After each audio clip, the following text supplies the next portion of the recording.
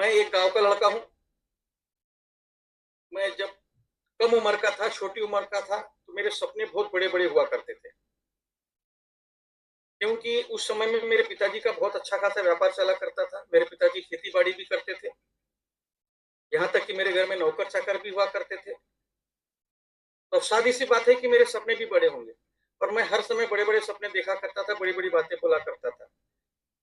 लेकिन प्रकृति को और ही कुछ मंजूर था। परिस्थिति आपको पता है कि कभी सुख तो कभी दुख, ये जीवन के दो पहलू हैं। तो हर इंसान के जीवन में सुख होता है तो दुख भी आता है, और दुख होता है तो सुख भी आता है। तो मेरे साथ भी वही हुआ।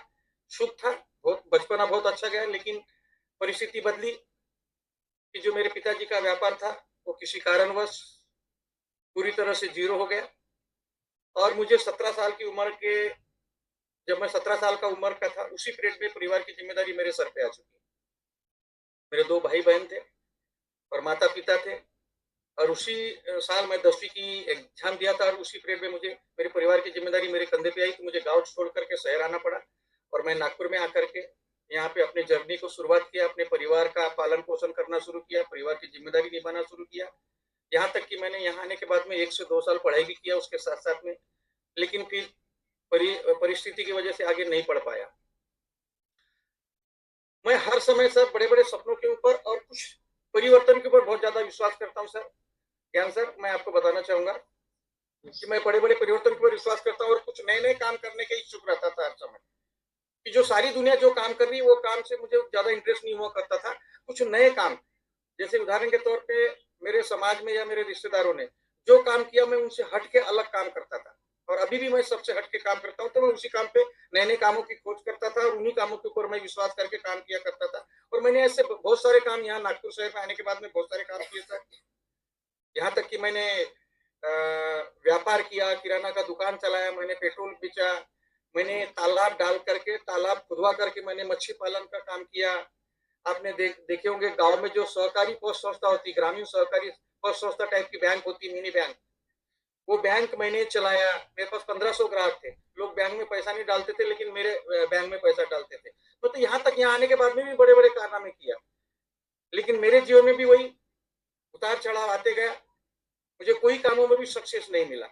मैं सारे कामों में जीरो होने के बाद में, सारे कामों से हताश होने के बाद में, परेशान होने के बाद में साथियों, मैं आपको बताना चाहूंगा कि मैं जीरो होने के बाद में मैंने आरसीएम बिजनेस, आपके मेरा आरसीएम बिजनेस की शुरुआत कैसी हुई। यहाँ मैंने देखा कि हम लोगों को यहाँ पे गांव गांव में, घर घर में, शहर शहर में जाने के बाद में लोगों को आरसीएम का प्लान दिखाना पड़ता है, मीटिंग में बुलाना पड़ता है, तब जाके वो मुश्किल से ज्वाइंट होते हैं और वही बड़े मुश्किल से काम की शुरुआत करते हैं। लेकिन मेरी शुरुआत मैं खुद होके, क्योंकि मेरे गुरु आदरणीय डॉक्टर किशोर बंदे सर के सम्मान में एक बार जोरदार तालियां चाहूंगा मैं।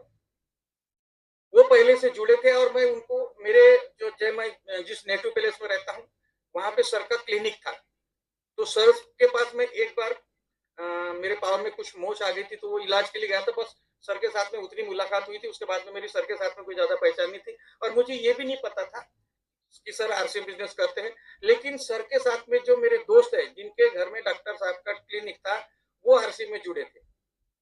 तो उन्होंने मेरे को बस एक शब्द बोल दिया कि विजयवार जी, बोले आप आरसीएम बिजनेस करो, बोले ज्वाइन कर लो, बोले। बस उन्होंने एक शब्द बोला, ना मैंने प्लान दिखा, ना कुछ सारी जानकारी जानने की कोशिश किया, ना कुछ किया, सीधा गया और मैंने 1890 की किट ला करके मैंने आरसीएम की शुरुआत करी। और जैसी शुरुआत हुई, हम पहले ही महीने मैंने कम से कम 50 ज्वाइनिंग किया था, पहले ही महीने में सर, पहले महीने 50 ज्वाइनिंग किया था। और मेरा 6 महीने के अंदर मेरा बिजनेस 70,000 के प्लस हो गया था सर, 70,000 प्लस बिजनेस हो गया था। और उसी पीरियड में प्रभु की फिर इच्छा ये हुई कि उसी पीरियड में, आपको सारे लोगों को पता है कि हमारी कंपनी के साथ में एक एक्सीडेंट हुआ, और एक्सीडेंट होने के बाद में 1 साल हमको इंतजार करना पड़ा।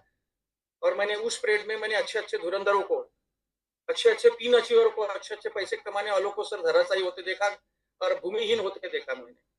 बहुत सारे लोग गायब हो गए, लेकिन हम 2 ही थे नागपुर में सर, रिस्पेक्टेड डॉक्टर किशोर बंदे सर, मैं, हम लगे रहे सर। आरसीएम बनता तब भी हम इधर उधर से प्रोडक्ट बुलवा करके आरसीएम के प्रोडक्ट सेल कर रहे थे या यूज कर रहे थे, इस टाइप की हम एक्टिविटी करते रहे। फिर बाद में हमको आरसीएम के प्रोडक्ट नहीं मिले, तो एग्रीकल्चर की और कोई प्रोडक्ट हमने सर के माध्यम से लाया और उनको भी सेल करने का लगातार प्रयास किया, क्योंकि हम दोनों के पास में काम नहीं था।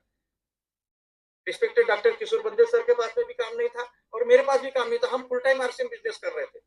तो फिर हमें तो कुछ ना कुछ करना था। तो हम लोगों ने सर साथियों, मैं बताना चाहूंगा आपको कि आरसीएम बंद होने के बाद में भी हम आरसीएम कर रहे थे। उस परेड में मैं जंतर मंतर पे दिल्ली पे भी एक बार वहां पे जो धरना दिया गया था, वहां पे भी धरने पे भी मैं गया था।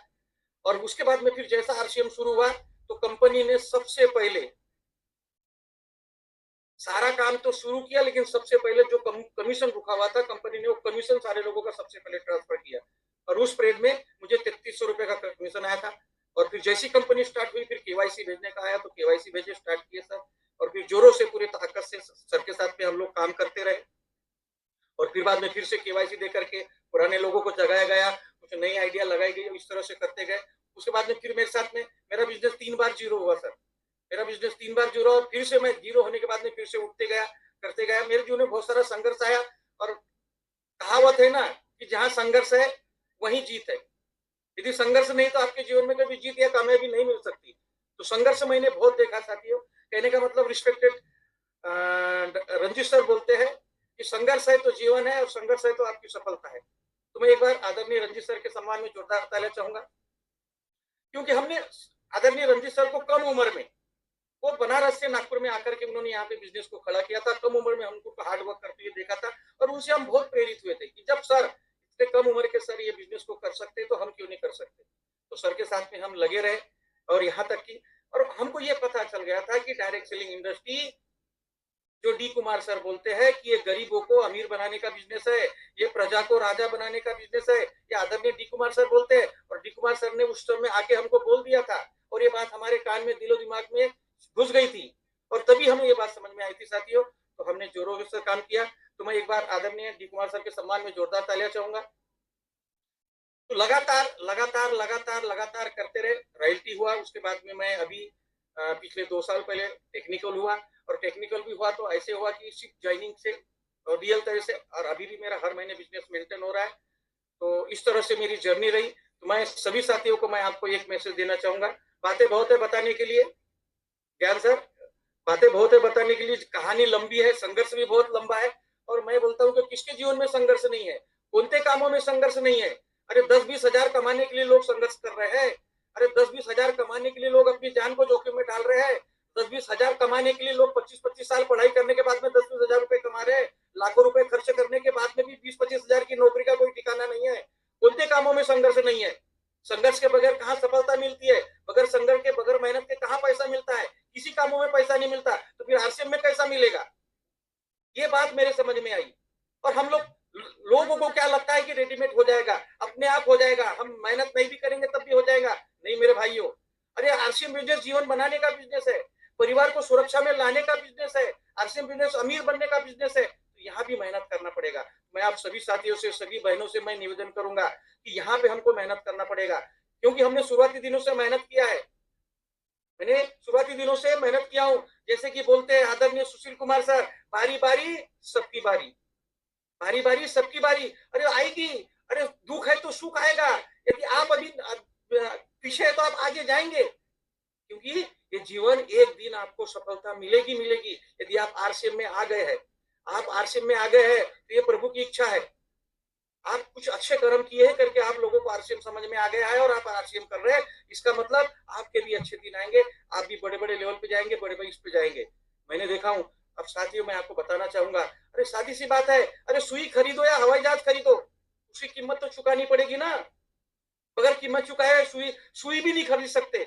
मेरे भाई, बगैर कीमत चुकाए हम यहाँ पे कामयाबी हासिल कर सकते क्या, यहाँ पे बड़ी इनकम ले सकते क्या। अरे कीमत तो चुकानी पड़ेगी, कीमत तो चुकानी पड़ेगी, क्योंकि जिनके सपने बड़े होते हैं ना, जिनके सपने बहानों से बड़े होते हैं, उनके कभी सपने पूरे नहीं होते।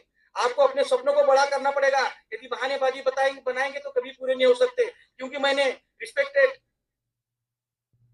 डॉक्टर किशोर बंदे सर को देखा, क्योंकि उनके अंदर में ऑनरशिप थी, उनके अंदर ऑनरशिप की भावना से काम कर रहे हैं। उनको मैंने हार्ड वर्क करते हुए देखा, उनको मैंने फील्ड वर्क करते हुए देखा हूँ। और उनके साथ में रह के भी, यदि हम लोग कभी घर में रहे ना ज्ञान सर, हम यदि घर में रहे तो हमें ऐसा लगता ही नहीं कि हमने काम नहीं किया है। हमको कॉलिंग करने ही मजा नहीं आता। जब तक हम फील्ड वर्किंग नहीं करेंगे तब तक हमें ऐसा लगता ही नहीं कि हमने कुछ काम किया है। मैं गुरु डॉक्टर किशोर बंदे के साथ में रह के, उनके साथ में मैंने ओनरशिप सीख रहा हूँ, उनके साथ में मैंने हार्ड वर्क सीखा हूँ। और ओनरशिप की भाषा को हम समझना चाहिए, हम सभी साथियों ने, क्योंकि जब तक हम ओनरशिप नहीं लेंगे, जिम्मेदारी नहीं लेंगे, तब तक हम इस आगे नहीं बढ़ सकते। क्योंकि जहां से जुड़े बिजनेस वहां से हमारा है, जहां से हम जुड़े हैं वहां से बिजनेस हमारा है, उसको आगे बढ़ाने की जिम्मेदारी हमारी है। अरे पत्नी हमारे घर में आती है तो उसकी जिम्मेदारी किसकी? हमारी होगी ना। अरे बच्चे हमारे तो उसकी जिम्मेदारी किसकी? हमारी होगी ना। तो आरसीएम बिजनेस में भी हम जहां से जुड़ते हैं आगे बढ़ाने की जिम्मेदारी हमारी होती है। तो मैं साथियों बता जाऊंगा, क्योंकि जिसका गोल सेट होता है, जिसका गोल सेट होता है उसका माइंड सेट होता है, और जिसका माइंड सेट होता है ना उसका गोल सेट होता है। तो साथियों मैं आपको बता दूंगा, जब तक आपका गोल सेट नहीं रहेगा ना तब तक आपके अंदर ओनरशिप नहीं आएगी। और ये बिजनेस ओनरशिप का है, जो ओनरशिप लेगा वो आगे बढ़ेगा। और नहीं तो मैंने बहुत सारे लोगों को देखा हूँ बंदर के जैसे इधर उधर उछलते हुए, करते कुछ नहीं। मैंने बहुत सारे लोगों को देखा हूँ। तो कहने का मतलब मैं सभी साथियों से एक मैसेज देना चाहूंगा, संघर्ष तो सभी के जीवन में आएगा, संघर्ष हर कामों में है। बगैर संघर्ष के कुछ नहीं मिलता इस दुनिया में। संघर्ष करना पड़ेगा, कड़ी मेहनत करना पड़ेगा, हार्डवर्क करना पड़ेगा, तभी होगा। तो साथियों मैं आप लोगों से यही कहना चाहूंगा कि मेहनत तो करना पड़ेगा और ओनरशिप लेना पड़ेगा, क्योंकि मैंने मेरे गुरु आदरणीय रिस्पेक्टेड वो मेरे भगवान है, क्योंकि वो नहीं रहते तो मैं नहीं होता। उन्होंने मुझे सब कुछ सिखाया सर, ज्ञान सर। यदि मैं बताऊं ना सर, मुझे तो मैं बड़ी बात नहीं करता, क्योंकि यदि मेरे गुरु डॉक्टर किशोर बंदे सर नहीं होते तो यहाँ पे मैं नहीं होता। उन्होंने मुझे बहुत सिखाया, बहुत पढ़ाया और बहुत मुझे संभाला। तो मैं एक बार मेरे गुरु डॉक्टर किशोर बंदे सर के सम्मान में तालियां चाहूंगा सर, एक बार जोरदार तालियां हो जाए। तो साथियों बस मैं आपको यही बात कहना चाहूंगा कि बस इस बिजनेस को आप आ गए हो तो इस बिजनेस को दिल से करिए, जिगर से करिए, पूरा दिल लगाइए। जैसे रिस्पेक्टेड डी कुमार सर बोलते हैं ना, अभी ये बिजनेस, अभी तो इस बिजनेस में गरीब लोग आ रहे हैं, अभी इस बिजनेस में गरीब लोग आ रहे हैं, गरीबों को आरसीएम बिजनेस समझ में आ रहा है। जिस दिन अमीरों को ये बिजनेस समझ में आ जाएगा और अमीर लोग, पढ़े लिखे लोग आपके नीचे जुड़ेंगे, और जिस दिन वो पढ़े लिखे लोग और अमीर लोग आपके नीचे जुड़ेंगे उस दिन देखना, एक महीने में रॉयल्टी होगी, एक महीने में टेक्निकल होगा। अभी तो सिर्फ गरीबों को समझ में आया है ये बात, और जिस दिन अमीरों को बात समझ में आ जाएगी मेरे साथियों तो बहुत बड़ा होगा और बहुत अच्छा होगा मेरे साथियों। तो मैं बस ऑनरशिप लीजिए सभी साथी, ये बिजनेस आपका है, आप अपने बिजनेस की ऑनरशिप लीजिए, ऑनरशिप के साथ में काम करिए। क्योंकि देखिए एक सिलेंडर होता है, सिलेंडर, सिलेंडर को हम लोग ओनरशिप के भावना से, यदि सिलेंडर वाला हमारे घर में लाके छोड़ता है, यदि हमारा घर दूसरे फ्लोर पे या तीसरे फ्लोर पे है, मुझे बताइए, तो वो जब सिलेंडर को, यदि हमसे वो 30 किलो का सिलेंडर होता है, उसको उठाने के लिए हम किसी की मदद लेते हैं, क्योंकि वो क्या है, सिलेंडर है। वहां पे ओनरशिप की भावना हमें समझ में नहीं आती, लेकिन पत्नी हमारी 55 किलो की, 60 किलो की पत्नी, वहां पे हम किसी की मदद लेते हैं क्या कि आओ मुझे उठाने लगो, ऐसा बोलते क्या कभी? सिलेंडर को उठाने के लिए मदद लेते हैं, लेकिन हमारी सिलेंडर है 30 किलो का और हमारी पत्नी है 55 किलो 60 किलो की, वहां क्यों नहीं बोलते कि भाई हाथ लगाना जरा, मदद करना बड़ा? क्योंकि बीबी ओनरशिप के हिसाब से आती है और सिलेंडर क्या है, वजनदार होता है, तो वहां पे हम मदद ले सकते हैं, लेकिन वहां नहीं ले पाते। तो साथियों मैं यही कहना चाहूंगा, बस मैं एक ही, बस ओनरशिप करिए और हार्डवर्क लीजिए, ओनरशिप और हार्डवर्क से काम करिए, आप सभी सफल होंगे, मेरी शुभकामनाएं। सभी लोग बोलते हैं कि न्यू ईयर में करेंगे, कल करेंगे, अगले महीने से करेंगे, हर महीने करेंगे। अरे न्यू ईयर तो हर, अभी कल न्यू ईयर, कल के बाद में न्यू ईयर आ रहा है, जब अभी हमने पुराने ईयर में नहीं किए तो नए ईयर में क्या करेंगे? न्यू ईयर तो हर साल आएगा, हम संकल्प लेते हैं, संकल्प लेते हैं, एक दिन 2 दिन 4 दिन के बाद में भूल जाते हैं। तो सभी साथियों बस आप अपना संकल्प लीजिए, ओनरशिप लीजिए और गोल बना के काम करिए। बहुत बहुत धन्यवाद ज्ञान सर, आपने मुझे बोलने का दिया, मौका दिया, thank you sir, thank you, बहुत बहुत धन्यवाद। जय आरसीएम सर। बहुत बढ़िया, बहुत शानदार सर, बहुत बढ़िया। फर्स्ट इनकम एक महीने की highest income sir, first income मेरी 438 रुपए से शुरुआत हुई थी, हाईएस्ट इनकम 1.5 लाख प्लस, और अभी तक total income 80 lakh plus sir, और ये सब आरसीएम का कमाल है सर। ना ही मैंने दुकान लगाया, ना ही मैंने फैक्ट्री लगाया, ना ही मैंने ऑफिस लगाया, मैंने दो ही काम किया, खर्चा और चर्चा। मैंने दो ही काम किया, खर्चा और चर्चा करके अभी तक टोटल 80 लाख रुपए कमाया, एक महीने में 1.5 लाख रुपए भी कमाया, और 438 रुपए से मेरी जर्नी की शुरुआत हुई थी। जब मैं कर सकता हूं तो मेरे साथी, आप सभी साथी कर सकते हैं। बहुत बहुत धन्यवाद, थैंक यू, जय आरसीएम। सर एक सवाल है आपसे, कंपनी बंद हुई थी तो एक बार तो मैंने भी जीरो से स्टार्ट किया, आपने बोला 3 बार मैंने जीरो से स्टार्ट किया, ऐसा कौन सा कारण था कि जीरो होने के बावजूद फिर आपने अपने आप को खड़ा कर लिया? ये लोगों के लिए एक बड़ा मैसेज रहेगा, क्योंकि कई बार उनका बिजनेस अप एंड डाउन करता है, तो मिरर डाउन होने की वजह से छोड़ देते हैं, और आपका अप एंड डाउन तो नहीं हुआ, जीरो ही हो गया। तो वो जरूर मैसेज दीजिए कि मतलब ऐसा कौन सा कारण था कि आपको इतनी प्रेरणा मिली कि आप जीरो से फिर स्टार्ट कर दें? ओके, बहुत बढ़िया सर। तो मैं बताना चाहूंगा, डिटेल में तो नहीं बता सकता सर, क्योंकि जी, कारण जी। कुछ ऐसे ऐसे होते हैं कि सार्वजनिक रूप से बताया नहीं जा सकता। नहीं नहीं, वो कारण ये बताना है कि अंदर से कौन सी इंस्पिरेशन मिली कि यार मैं तो मतलब मेरा 10 बार तुम जीरोस कर दोगे, 10 बार मैं खड़ा कर लूंगा, क्योंकि इस बार पहला एस विजयवाड़ से पला है। हाँ? नहीं सर, मैंने आपको पहले बताया, आरसीएम बिजनेस में मैं किसी कन्विंस करने से नहीं आया हूँ। मैं तो खुद होकर आरसीएम बिजनेस में आया सर, और मैं यहाँ बड़ा करने के लिए आया था। मैं अपने सपने पूरे करने के लिए आया था, क्योंकि मेरे सपने बचपन से बड़े सपने थे, और मैं जो फील्ड में अभी तक जो सारी दुनिया जो काम कर रही थी वही काम मैं कर रहा था। तो वहां मेरी बात समझ में आ चुकी थी कि मेरे सपने पूरे नहीं हो सकते, और मैं आरसीएम बिजनेस में सपने पूरे करने के लिए आया था। तो सपने को देखो, सपने पूरे करने के लिए आया था। चैलेंज मुझे पता था, बाहरी दुनिया में चैलेंज है, तो यहाँ भी तो चैलेंज रहेगा। ये छोटी मोटी दुर्घटनाएं, एक्सीडेंट तो होते रहेंगे, छोटी मोटी दुर्घटनाएं एक्सीडेंट होते रहे। तो मैं तो पहले जीत का चेहरा बांध के आया था सर आरसीएम में। मैं तो सारे कामों में मैंने सारे काम को चेक करके, सारी दुनिया को चेक करके, सारे समाज को चेक करके, मेरे एरिया के लोगों को चेक करके, रिश्तेदारों को चेक करके आया था ना सर। मैंने, क्योंकि मैंने अभी भी, अरे बाहरी दुनिया में जाके देखो, सारे लोग संघर्ष कर रहे हैं, तो मैं वो देखा था, और संघर्ष मुझे बाहर भी नजर आ रहा था। तो मैंने बोला, जब बाहर की दुनिया में संघर्ष है और वहां पे क्या है, अरे देखो, 60 साल तक यदि नौकरी करना है तो 60 साल तक आपको घुटने घिसना पड़ेगा। यदि व्यापार करना है तो आपको 60 साल तक घुटने घिसना पड़ेगा। लेकिन आरसीएम 5 साल का है, आरसीएम में सिर्फ 5 साल देना है आपको। अरे भारी देखो ना, व्यापार कर रहे 60 साल तक काम कर रहे, जब तक उनके घुटने काम कर रहे तब तक काम करेंगे। नौकरी भी 60 साल के बाद में रिटायरमेंट है। तो ये तो मैंने देखा था सर। तो चैलेंज आए मेरे साथ में।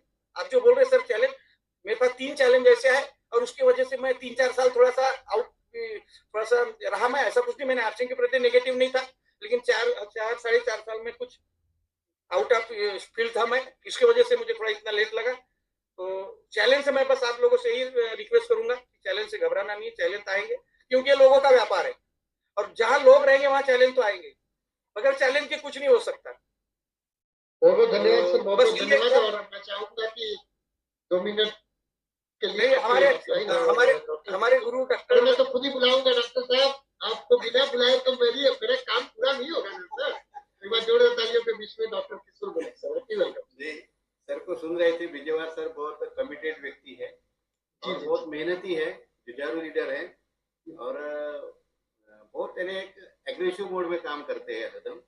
और सही में इनका एक बार व्यापार जो है ना खत्म हो गया था, तो इनका एक शब्द निकालते थे वो, सर अपना बिजनेस भसक गया, बोले कैसा करेंगे। मैंने बोला आप टेंशन मत लो।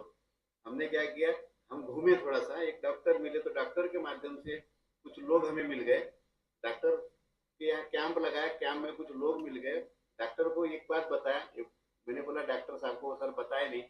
डॉक्टर साहब बोला ये जो पीवी बना है अपना 10,000 का माल बिका है, ये पीवी। पहले डॉक्टर बोले कि हमें ज्वाइनिंग वाइनिंग कुछ नहीं करेंगे, है ना भाई। हम देखो बोले, आपने बोल दिया डॉक्टर साहब, बोले तो हम कैंप लगा देंगे। तो मैंने बोला सर ये पीवी है, इस पे तो अपना फिक्स हुआ था कि भाई आधा आधा कर लेंगे, खर्चा आधा आधा कर लेंगे और मिल बांट के काम करेंगे, दोनों के दोनों पहले फिक्स हो गया था। तो उनको पता है कि अब ये पीवी का क्या करना है सर, सब तो आधा आधा हो गया, ये पीवी मेरे नाम पे लगा दो क्या। नहीं नहीं, बोले मेरे नाम पे लगा दो। मैंने बोला पहले नाम तो दो आपका, नाम देंगे तब ना पीवी लगेगा। तो उन्होंने नाम दिया, मगर मैंने बोला एक शर्त पे नाम देंगे, आपको कम से कम 20-25 लोगों की लिस्ट देना पड़ेगा, तब जाके आपकी आईडी हम बनाएंगे। तो बोले कोई बात नहीं, मगर मैं नहीं जाऊंगा, बोले सर वहाँ क्लिनिक छोड़ के। वो थोड़ा सा हैंडीक्राफ्ट है, एक पैर से कार थी उनके पास में, तो हमें कोई बात नहीं। मैंने बोला विजयवाड़ा सर को दिया हाथ में, क्या बोलते हैं उसको, लिस्ट दे दिया। और विजयवाड़ा सर सब लोगों से मिले। तो विजयवाड़ा सर को कुछ डॉक्टर लोगों की वहाँ पे नाम तो मिले। तो वहाँ फिर रंजीत सर ने बहुत मेहनत की सर के लिए, और अरे अपलाइन में हम भी गए वहाँ पे। तो सर का एक ग्रुप तैयार हो गया, तो वो ग्रुप मिलने से वहाँ पे फिर अपना बिजनेस बढ़ना चालू हो गया। कुछ अच्छे अच्छे लोग मिले, डॉक्टर सरकार सर मिले, बहुत अच्छे लोग मिले वहाँ पे भी। तो उस तरीके से काम सर का बढ़ गया। और उनको कॉन्फिडेंस आ गया कि भाई किस तरीके से काम बढ़ाना है। तो वही काम हम कैंप की जो काम है ना, हम जो कैंप वगैरह लगाते थे बॉडी स्कैनिंग से वगैरह, ये हमने बंद कर दिया। हमको ऐसा लगता है कि हम अभी बहुत बड़े ये हो गए, क्योंकि हम ऊपर से जो शेड्यूल आता है उस तरीके से हम काम करते हैं। तो ये शेड्यूल ऊपर से आया, कैंप लगाना, ये करना, वो करना। भाई अपन मल्टी लेवल मार्केटिंग में है, तो हमें लिस्ट वगैरह के लिए ये सारे काम करते रहेंगे। और बहुत बहुत धन्यवाद बिजवाल सर, आपने कई बार मेरा गुरुजी करके नाम लिया, उसके लिए थैंक यू। जय, हमारी मीटिंग है सर, हम थोड़ा सा लीव हो जाएंगे जी। बहुत बहुत धन्यवाद, बहुत बहुत धन्यवाद आप सभी को। और विजय सर, आपसे बहुत सारे लोग इंस्पायर हुए, जैसा मैंने बोला था वैसे उससे ज्यादा बेहतर आपने रिजल्ट